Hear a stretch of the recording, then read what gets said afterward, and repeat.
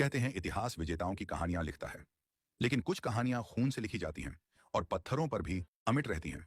ये कहानी उस नंगेली की है जिसने इज्जत के लिए अपनी देह को कुर्बान कर दिया, और आज हम उसके बलिदान के कर्जदार हैं। आज जो आप साड़ी पहनकर गर्व से चलती हैं, उस गर्व की बुनियाद खून से लिखी गई है। ये कहानी उस स्त्री की है जिसने अपना सीना चीरकर इतिहास को शर्मिंदा कर दिया था। दोस्तों, आज हमारी अलमारियां रंग बिरंगी बनारसी साड़ियों से भरी हुई हैं। रेशम की चमक, सोने की जरी, हर तहजीब, हर उत्सव में एक नारी अपनी साड़ी से अपनी गरिमा को ओढ़ती है। लेकिन क्या कभी आपने रुककर सोचा है, कभी सचमुच दिल से सोचा है कि इस साड़ी को पहनने का अधिकार किसने दिया? क्या आपने कभी जानने की कोशिश की कि किस कीमत पर इस गरिमा की साड़ी हमें मिली? क्या आपको पता है कि कभी इसी भारत भूमि पर स्त्रियों को अपनी छाती ढकने का भी अधिकार नहीं था? हाँ, आपने सही सुना। छाती ढकना एक अपराध था। सिर्फ अपराध ही नहीं, अगर कोई निम्न जाति की स्त्री अपनी देह को ढकने का साहस करती थी तो उसे कीमत चुकानी पड़ती थी। वह कीमत थी टैक्स, मुलक्करम, ब्रेस्ट टैक्स।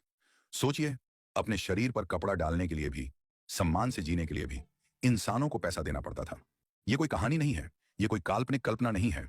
यह हमारे इतिहास का वो लहूलुहान पन्ना है जिसे जानबूझकर चुपचाप तहखानों में छुपा दिया गया। लेकिन जब जुल्म हदें पार कर देता है तो मिट्टी अपने भीतर से क्रांति को जन्म देती है।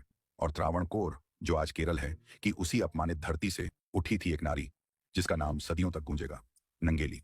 वो अकेली थी, वो बेबस थी, लेकिन उसकी आत्मा आग से भरी थी।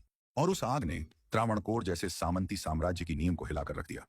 इज्जत, जिसे इंसान का सबसे बुनियादी अधिकार माना जाना चाहिए, उसी इज्जत पर टैक्स लगा दिया गया था। त्रावणकोर की वो भूमि जहां सूरज हर दिन उगता था, लेकिन उसकी रोशनी भी जाति के पर्दों से छनकर बंट जाती थी। वहां एक कानून था, एक ऐसा घिनौना नियम जिसने मानवता के मुंह पर कालिख पोत दी थी। मुलक्करम, ब्रेस्ट टैक्स। हाँ, स्त्री के स्तनों पर कर। अगर आप अवर्ण थे, अगर आप निचली जाति के थे, तो आपकी देह पर भी आपका हक नहीं था। आपकी छाती ढकी तो जुर्म, ढकना चाहो तो टैक्स भरो। छोटे गांवों में गलियों के नुक्कड़ों पर पर्वथियार कर वसूलने वाले भटके रहते थे। वे निम्न जाति की महिलाओं को रोकते थे, घूरते थे, उनकी देह का आकार नापते थे और उसी नाप के हिसाब से तय करते थे कितना टैक्स देना होगा। सोचिए, एक माँ जिसकी गोद में दूध मुंहा बच्चा है, उसे भी रोते बच्चे को चुप कराने से पहले अपनी इज्जत की कीमत चुकानी पड़ती थी। यह केवल आर्थिक लूट नहीं थी, यह था आत्मा का बलात्कार, इंसानियत के नाम पर धब्बा, धरती के माथे पर कलंक। त्रावणकोर के राजा, जो खुद को धर्म का रक्षक कहते थे, उनकी नजरों में यह टैक्स न्याय का प्रतीक था, कानून का पालन था। पर सच सच यह था कि यह टैक्स नहीं था, यह रोज रोज की सार्वजनिक हत्या थी।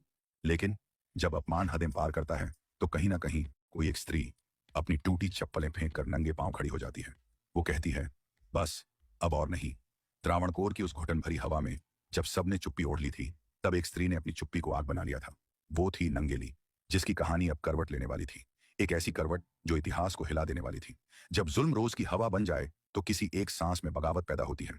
त्रावणकोर की वही भूमि, वही धूप, वही हवाएं, जहां हर रोज सैकड़ों महिलाएं इज्जत का टैक्स भरती थी, अपने आंसू पीती थी और चुपचाप मिट्टी में मिल जाती थी।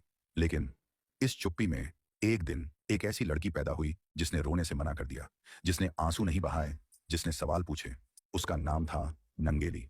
नंगेली, जिसका जन्म किसी महल में नहीं हुआ, बल्कि टूटी हुई झोपड़ी में हुआ था, जहां छत से बारिश टपकती थी, जहां चूल्हा जलाने से पहले आंखें ऊपर उठाकर ईश्वर से लकड़ी मांगनी पड़ती थी।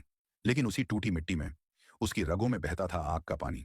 बचपन में जब नंगेली ने पहली बार देखा अपनी मां को सिर झुकाकर चलते हुए, अपनी बहनों को अपमान सहते हुए, तो उसके भीतर एक टीस उठी थी। क्यों? उसने मां से पूछा था। क्यों नहीं हम भी बाकी औरतों की तरह अपनी देह ढक सकते? मां ने सिर झुका लिया था। जवाब के नाम पर सिर्फ एक टूटा हुआ आह निकला था। लेकिन नंगेली के भीतर वो सवाल नहीं मरा। वो पल पल पलता रहा। हर अपमान ने उसे मजबूत किया, हर रोती औरत ने उसे क्रोध से भर दिया।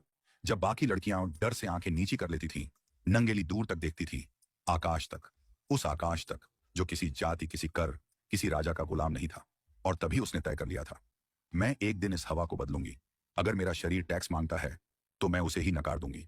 अगर मेरी इज्जत पर कोई कीमत लगाई गई है तो मैं उसे अपने खून से खरीदूंगी। नंगेली छोटी थी, लेकिन उसकी आत्मा उस वक्त के सम्राटों से भी ऊंची थी। वो मिट्टी में खेलती थी, लेकिन उसकी सोच सिंहासन हिला सकती थी।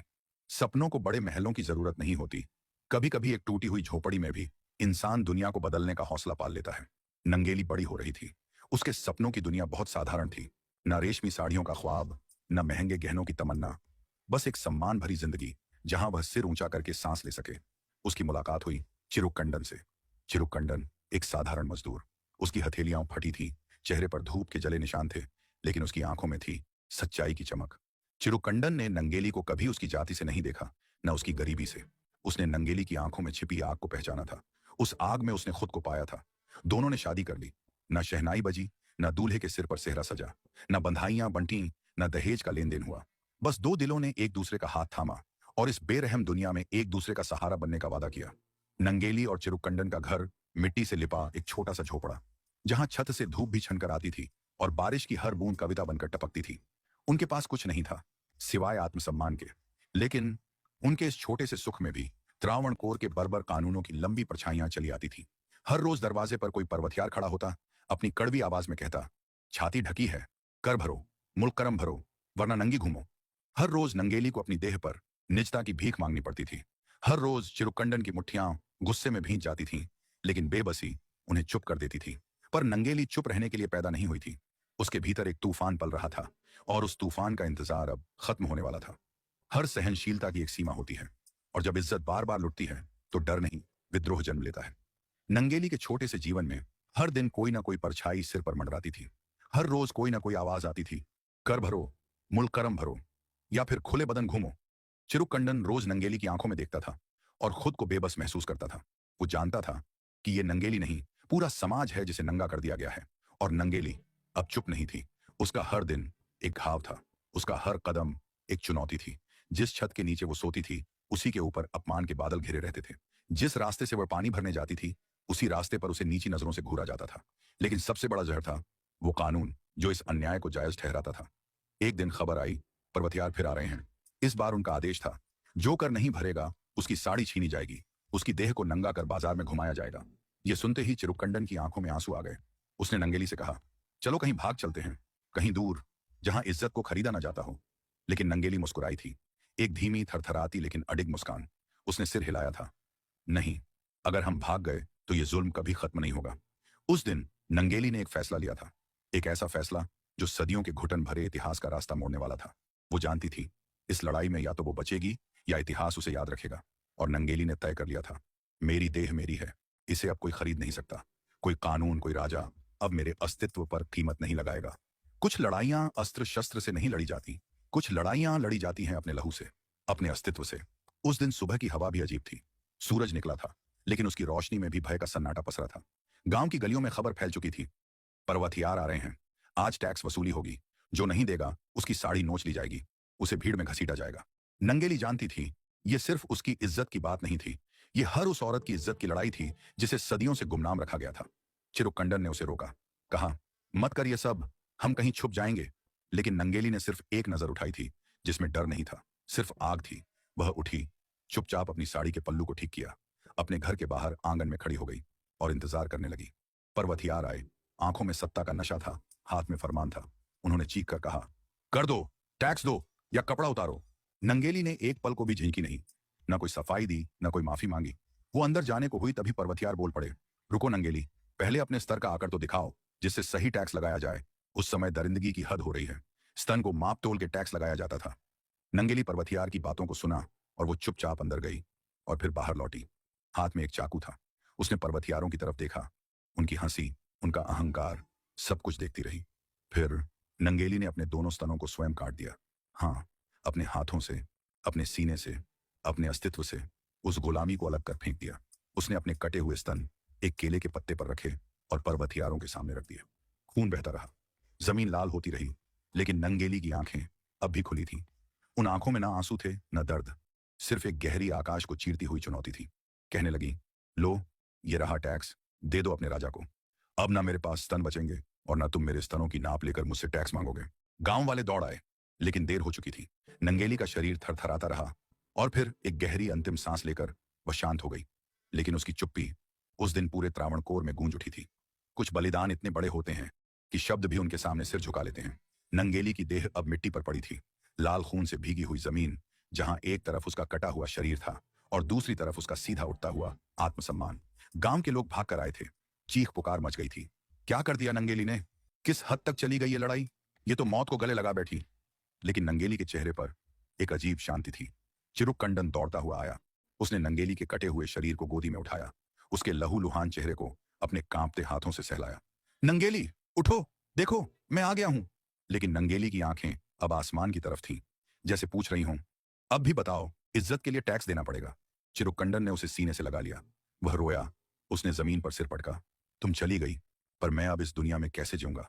उसने अपनी पत्नी के कटे हुए शरीर को उठाया, गांव के बीचों बीच ले गया और जमीन पर आग लगा दी।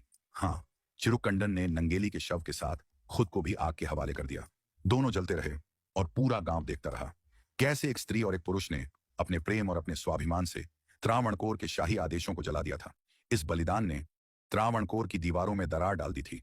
सिंहासन हिलने लगे थे और सबसे बड़ी बात, लोगों की चुप्पी टूटने लगी थी। नंगेली मर चुकी थी, लेकिन उसकी आत्मा अब हवा में थी, हर औरत की आंखों में थी, हर बेबस आदमी की मुट्ठी में थी।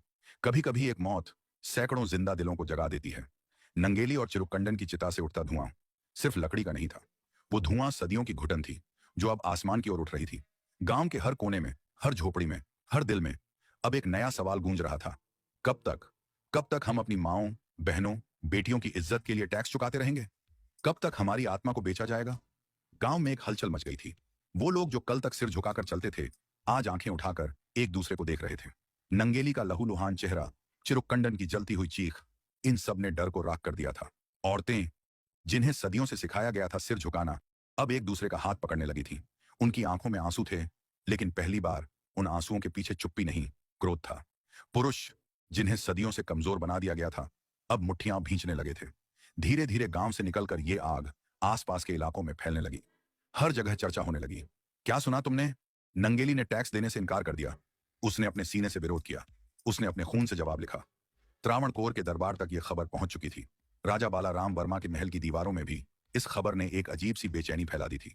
सुनहरे सिंहासन पर बैठे लोग अब पहली बार डरने लगे थे, क्योंकि एक औरत के मरने से नहीं, बल्कि सैकड़ों आत्माओं के जागने से राज सिंहासन हिलते हैं। गांव गांव, गली गली अब आवाजें उठने लगी थीं। हम टैक्स नहीं देंगे, हम अपने शरीर को नंगा नहीं छोड़ेंगे, हम नंगेली के बलिदान को व्यर्थ नहीं जाने देंगे। इतिहास तब बदलता है जब खून से लिखी गई कहानियां दीवारों पर सवाल उकेर देती हैं। नंगेली का बलिदान, चिरुक्कंडन की चिता, गांव की हलचल, यह सब अब सिर्फ गांव तक सीमित नहीं रहा था। यह हवा बनकर फैला, यह बवंडर बनकर पूरे त्रावणकोर में गूंजने लगा। त्रावणकोर के महल के भीतर, जहां कभी संगीत, नृत्य और सत्ता के गीत गूंजते थे, अब वहां भय का सन्नाटा था। राजा बालाराम वर्मा, जो खुद को ईश्वर का प्रतिनिधि मानते थे, अब उनकी आंखों के सामने सवालों की आंधी खड़ी हो चुकी थी। कब तक? कितनी नंगेलियां और चाहिए? कितनी छातियां और कटेंगी? कितनी माताएं लहूलुहान होंगी? रियासत के अफसरों ने दरबार में फुसफुसाना शुरू कर दिया था। महाराज, यदि अभी भी टैक्स नहीं हटाया गया तो यह विद्रोह महल की चौखट तक पहुंच जाएगा। गांव उठ खड़े हुए हैं। औरतें अब डरती नहीं हैं। यह आग बुझानी होगी, वरना ताज भी जल जाएगा। सत्ता का अभिमान जब जनता के आंसुओं से भीगने लगे तो उसे घुटनों पर आना ही पड़ता है। और यही हुआ। 1803 में त्रावणकोर रियासत ने मुलक्करम ब्रेस्ट टैक्स को आधिकारिक रूप से समाप्त कर दिया। अब से निम्न जाति की महिलाओं को अपने शरीर को ढकने का अधिकार दिया जाता है। कोई कर, कोई प्रतिबंध उन पर लागू नहीं रहेगा। यह कोई सामान्य आदेश नहीं था, यह नंगेली के लहू से खरीदा गया आदेश था। यह चिरुक्कंडन की चिता से उठती लपटों से मजबूर किया गया आदेश था। यह हर उस औरत की आह से गढ़ा गया आदेश था जिसे सदियों से नंगा करके अपमानित किया गया था। लेकिन यह जीत कोई उत्सव नहीं था। यह जीत एक शोक गीत के सुरों में लिपटी थी, क्योंकि जब इज्जत पाने के लिए भी जान देनी पड़े तो वह जीत नहीं, इतिहास की सबसे बड़ी शर्म होती है। कुछ नाम पत्थरों पर नहीं, रगों में गूंजते हैं। कुछ कहानियां किताबों में नहीं, आत्माओं में जिंदा रहती हैं। नंगेली का शरीर तो मिट्टी में मिल गया, लेकिन उसका बलिदान आज भी हवाओं में तैरता है। उसका साहस, उसका विद्रोह, उसकी चुपचाप बहादुरी आज भी हर उस इंसान की रगों में धड़कती है जो इज्जत को जन्मसिद्ध अधिकार मानता है। नंगेली ने हमें सिखाया, सम्मान मांगा नहीं जाता, सम्मान छीना भी नहीं जाता, सम्मान जिया जाता है। उसने सिखाया कि कोई भी कानून, कोई भी परंपरा, कोई भी राजा इंसान के शरीर, आत्मा और स्वाभिमान पर टैक्स नहीं लगा सकता। आज जब हम अपनी पसंद की साड़ी पहनते हैं, जब हम खुलेआम अपनी गरिमा को ओढ़ते हैं, तो शायद हम नंगेली का शुक्रिया अदा करना भूल जाते हैं। पर याद रखना, हर बार जब कोई स्त्री गर्व से अपना सिर उठाती है, हर बार जब कोई आत्मा डर के बिना सांस लेती है, तो कहीं ना कहीं नंगेली मुस्कुराती है। नंगेली सिर्फ त्रावणकोर की नहीं, नंगेली पूरी मानवता की विरासत है। वो मिट्टी की नहीं, वो इतिहास की बेटी है। नग्नता थोपने वालों के खिलाफ एक स्त्री ने अपनी देह से विद्रोह रचा और बता दिया कि इज्जत बिकाऊ नहीं होती, इज्जत जिंदा रहना जानती है। नमन है उस आत्मा को जो आज भी हमें सीना तान कर जीने की हिम्मत देती है। सदियों से जिन कहानियों को दबा दिया गया, जिन बलिदानों को मिटा दिया गया, जिन नायिकाओं को इतिहास से खुरच दिया गया, उन्हें फिर से जिंदा करने का एक छोटा सा प्रयास है ये चैनल। ये सिर्फ एक चैनल नहीं है, ये उन चुप कर दी गई आवाजों का पुनर्जन्म है, उन आंखों की